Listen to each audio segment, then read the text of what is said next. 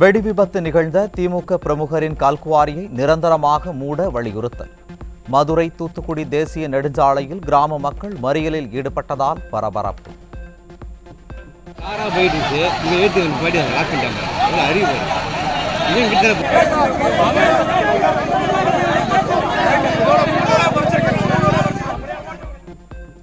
திமுக பிரமுகர் கல்குவாரியில் ஏற்பட்ட வெடிவிபத்தின் அதிர்வுகள் பல கிலோமீட்டர் தொலைவுக்கு உணரப்பட்டதால் மக்கள் பீதி. சுவர்களில் விரிசல் ஏற்பட்டு வீடுகள் சேதமடைந்ததால் கிராம மக்கள் போராட்டம். விருதுநகர் கல்குவாரி குடோன் வெடித்ததில் 3 பேர் உயிரிழந்த சம்பவம் அதிர்ச்சி அளிக்கிறது. தொடர்ச்சியான விபத்துக்கள் நடந்தும் விடியா திமுக அரசு நடவடிக்கை எடுக்கவில்லை என அதிமுக பொதுச் செயலாளர் குற்றச்சாட்டு. விருதுநகர் கல்குவாரி வெடிவிபத்தில் இறந்தவர்களின் குடும்பத்திற்கு உரிய நிவாரணம் வழங்க அதிமுக பொதுச் செயலாளர் வலியுறுத்தல். விபத்து குறித்து உரிய விசாரணை நடத்தி தவறிழைத்தோர் மீது சட்ட நடவடிக்கை எடுக்கவும் அறிவுறுத்தல். அரசியல் கட்சிகளின் வேண்டுகோளை ஏற்று தமிழகம் முழுவதும் தண்ணீர் பந்தல் திறக்க இந்திய தேர்தல் ஆணையம் அனுமதி. தேர்தல் நடத்தை விதிகளை பின்பற்றி தண்ணீர் பந்தல்கள் செயல்படுகிறதா என்பதை உறுதி செய்ய ஆட்சியர்களுக்கு அறிவுறுத்தல். கோவை கிணத்துக்கடவு சட்டமன்ற தொகுதிக்குட்பட்ட இருவேறு பகுதிகளில் அதிமுக சார்பில் தண்ணீர் பந்தல் திறந்து வைப்பு. முன்னாள் அமைச்சரும் அதிமுக தலைமை நிலைய செயலாளருமான SP வேலுமணி திறந்து வைத்தார். நாமக்கல் மாவட்டம் குமாரபாளையத்தில் சட்டவிரோத மதுபான விற்பனையை தட்டி கேட்ட அதிமுக நகர செயலாளர் மீது பொய் வழக்கு பதிவு செய்த காவல்துறை. திமுகவை சேர்ந்த நகர்மன்ற தலைவர் விஜய் கண்ணன் தூண்டுதலில் அதிமுக நிர்வாகி மீது பொய் வழக்கு பதிவு செய்தது அம்பலம். அர்ஜுனன் வீட்டுக்கிட்ட வச்சு அடிச்சாங்க. ஓகேவா? அதாவது அந்த ஸ்பாட்ல என்ன ஃபுட்டேஜ் எடுத்துருவாங்க. இந்த இடத்துல கையை ஓங்கி அடி வந்தாரு, போயிட்டேன். அதுக்கப்புறம் மறுபடியும் அவர் இது பண்ணிட்டு நான் அப்புறம் என்னன்னா நாளைக்கு ஃபுட்டேஜ் எடுத்துட்டு அவன் போட்டு போய் இது சித்தரிக்கப்பட்டதுன்னு சொல்லிடக்கூடாது. அவன் போலீஸ் ஸ்டேஷனுக்கு வரப்ப இல்லை அப்படின்னு மறுபடியும் நாங்க எல்லாம் இது பண்ணிட்டு தேடிட்டு போனோம். போலீஸ் ஸ்டேஷனுக்கு வந்துட்டு போனதுக்கப்புறம் அடிச்சா அது தெளிவா அது எப்படி மென்ஷன் பண்ணணும் தெரியும். திமுகவினர் தூண்டுதலில் அதிமுக நிர்வாகி மீது போடப்பட்ட பொய் வழக்கை சட்டப்படி எதிர்கொள்வோம். அதிமுக முன்னாள் அமைச்சர் தங்கமணி உறுதி. நகர செயலாளர் அடித்து விட்டதாக சொல்லி புகார் கொடுத்திருப்பவர் காவல் நிலையத்துக்கு செல்கின்ற போது எந்த அடியும் இல்லாமல் காவல் நிலையத்தில் இருக்கின்ற CCTV கேமராவிலேயே பதிவாகியிருக்கின்றது. அதுக்கு பின்னால் நகர்மன்ற தலைவராக இருக்கின்ற நகர செயலாளராக இருக்கின்ற விஜய் கண்ணன் அவர்கள் அவரிடத்தில் தொலைபேசியில் தொடர்பு கொண்டு இப்படி கேஸ் கொடுத்தால் கேஸ் வலுவாக இருக்காது, ஆகையால் அவங்க காவல் நிலையத்தில் இருக்கிற CCTVயை வைத்து நாளை கோர்ட்டிலே போட்டு வெளியே வந்து விடுவார்கள், அதனால் வெளியே சென்று சமாதானத்துக்கு அழைத்தார்கள், மன்னிப்பு கேட்பதற்கு அழைத்தார்கள். அப்பொழுது மன்னிப்பு கேட்டுவிட்டு என்னை அடித்து காயப்படுத்தி விட்டார்கள் என்று நீ புகார் கொடு என்று சொல்லி அவருடைய தூண்டுதலின் பேரில் பொய்யான புகார் கொடுக்கப்பட்டிருக்கின்றது. பொய்யான புகாரின் பேரில் வழக்கும் பதிவு செய்யப்பட்டிருக்கின்றது. வழக்கை நாங்கள் சட்டப்படி சந்திக்கின்றோம்.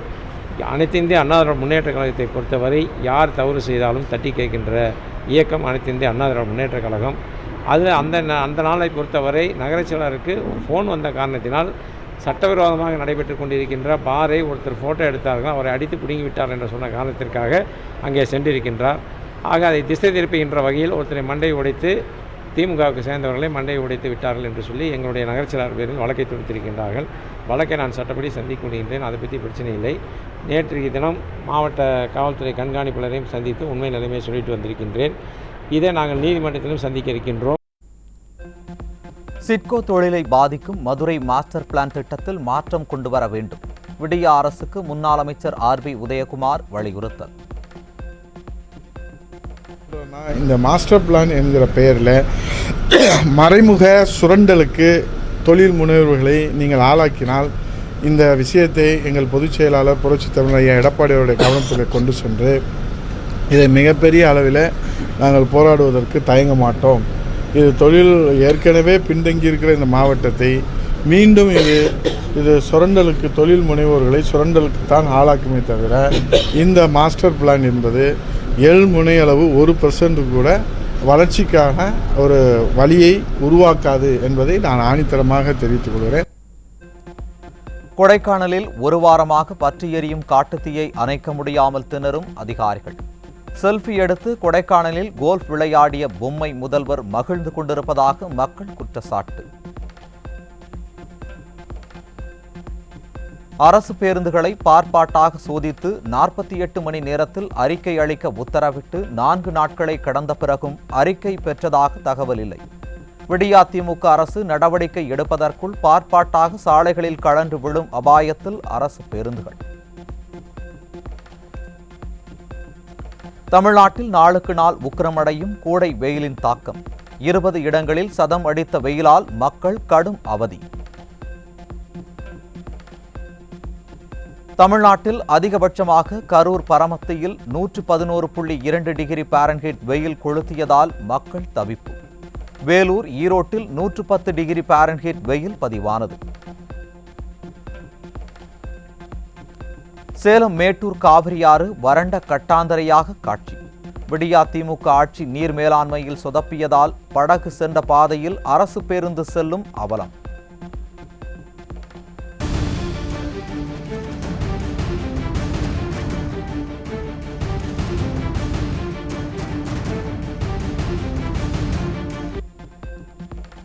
வேதாரண்யம் தொகுதியில் தலைவெறித்தாடும் குடிநீர் பஞ்சத்தால் மக்கள் கடும் அவதி. மக்களுக்கு குடிநீர் வழங்க நாகை ஆட்சியரின் முன்னாள் அமைச்சர் OS மணியன் வலியுறுத்தல். நீலகிரி மாவட்டத்தில் நிலவும் கோடை வெப்பம் காரணமாக வறண்ட நிலையில் காட்சியளிக்கும் குந்தா அணை. 30 ஆண்டுகளுக்கு பிறகு அணை வறண்டதால் மின் உற்பத்தி நிறுத்தம். தூத்துக்குடி அருகே இருசக்கர வாகனத்தில் கஞ்சா பதுக்கி விற்பனை செய்த 3 கைது. விடிய ஆட்சியில் தமிழகம் போதை மாநிலமாக மாறியுள்ளதாக பொதுமக்கள் குற்றச்சாட்டு.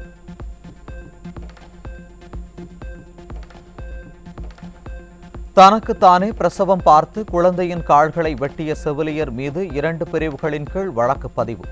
உடற்கூறாய்வில் குழந்தையை கொன்றது உறுதி செய்யப்பட்டால் கொலை வழக்கு பதிவு செய்யப்படும் என போலீசார் தகவல்.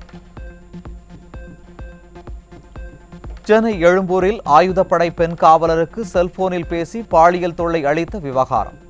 மொபைல் ஆப் மூலம் பெண் அதிகாரி போன்று குரலை மாற்றி பேசி தொல்லை கொடுத்ததாக தாராபுரத்தைச் சேர்ந்த இளைஞர் கைது.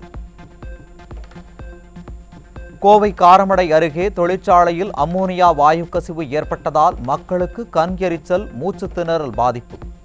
300 கிலோ அம்மோனியா சிலிண்டரை அப்புறப்படுத்தும் பணியில் தொழில்நுட்ப வல்லுநர்கள் தீவிரம்.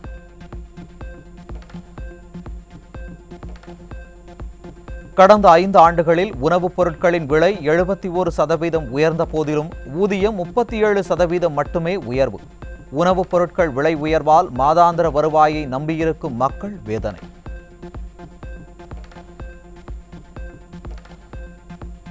நெல்லை மாவட்டம் மேலப்பாட்டம் அருகே முன்விரோதம் காரணமாக பாமக பிரமுகர் மீது நாட்டு வெடிகுண்டு வீச்சு. விடியா திமுக ஆட்சியில் சட்டம் ஒழுங்கு சீர்கேட்டால் நாட்டு வெடிகுண்டு கலாச்சாரம் அதிகரித்து வருவதால் மக்கள் அச்சம். கோரமண்டல் எக்ஸ்பிரஸ் மூலம் சென்னைக்கு கடத்தி வரப்பட்ட கஞ்சாவன் மேற்கு வங்க பெண் கைது. 4 கிலோ கஞ்சாவை பறிமுதல் செய்து போலீசார் விசாரணை. தமிழ்நாட்டின் மின் தேவை புதிய உச்சமாக 20,701 மெகாவாட்டை தொட்டது. நாளுக்கு நாள் கோடை வெயில் வாட்டி வதைக்கும் நிலையில் மின் தட்டுப்பாடு ஏற்படும் அபாயம்.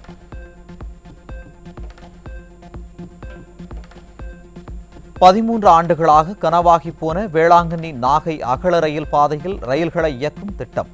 சென்னையில் இருந்து வேளாங்கண்ணிக்கு நேரடி ரயில் இல்லாததால் மாற்று போக்குவரத்து முறைகளை தேர்வு செய்யும் மக்கள்.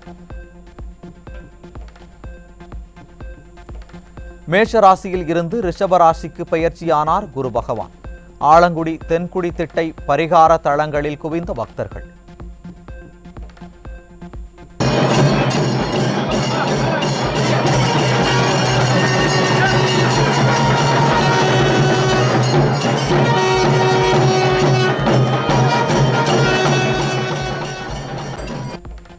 தமிழ்நாடு முழுவதிலும் உள்ள முக்கிய கோவில்களில் குரு பெயர்ச்சியையொட்டி சிறப்பு வழிபாடு.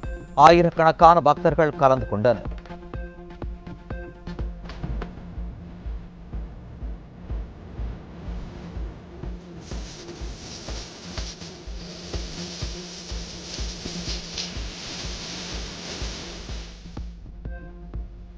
சென்னை திருவல்லிக்கேணி பார்த்தசாரதி கோவிலில் பிரம்மோற்சவ விழாவையொட்டி விமரிசையாக நடைபெற்ற கண்ணாடி பல்லக்கு பவனி. திரளான பக்தர்கள் பங்கேற்று சாமி தரிசனம்.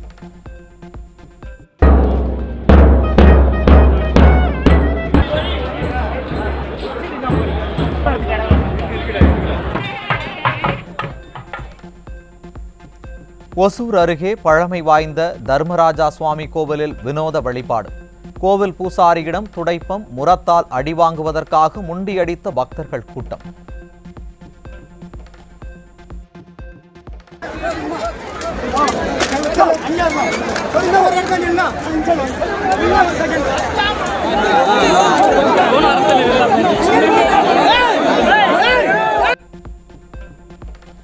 தஞ்சை திருப்பனந்தால் பந்தநல்லூர் பகுதிகளைச் சேர்ந்த விவசாயிகள் சாலை மறியல் போராட்டம்.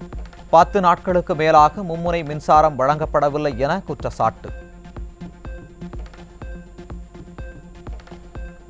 பிராட்வே பேருந்து நிலையத்தை தீவுத்திடலுக்கு மாற்றும் விடிய அரசின் திட்டத்திற்கு பயணிகள் கடும் எதிர்ப்பு. அதிநவீன பேருந்து நிலையம் கட்டப்போவதாக கூறி மக்கள் வரிப்பணத்தை வீணடிக்க துடிப்பதாக விமர்சனம். கோயம்பேடு வாரிட்டாங்க பணத்தை, இப்ப காலம்பாக்கத்தில் போட்டாங்க, இன்னும் வாருவானுங்க. இன்னும் பாரிஸ் பஸ் ஸ்டாண்டை தூக்கிட இன்னும் வாருவானுங்க பணத்தை.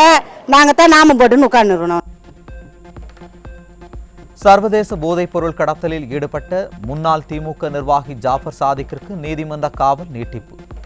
ஜாஃபர் சாதிக் உள்ளிட்ட 5 பேருக்கு மே 6ஆம் தேதி வரை நீதிமன்ற காவலை நீட்டித்து டெல்லி பாட்டியாலா நீதிமன்றம் உத்தரவு. ஏப்ரல் மாதத்திற்கான ஜிஎஸ்டி வருவாய் 2 லட்சம் கோடி ரூபாய். வரலாறு காணாத வசூல் என மத்திய அரசு தகவல். சிஎஸ்கே அணிக்கு எதிரான ஐபிஎல் லீக் போட்டியில் 7 விக்கெட் வித்தியாசத்தில் பஞ்சாப் அணி வெற்றி. ஜானி பாஸ்டோ, ரூசோ சிறப்பாக ஆடி ரன்களை குவித்தனர்.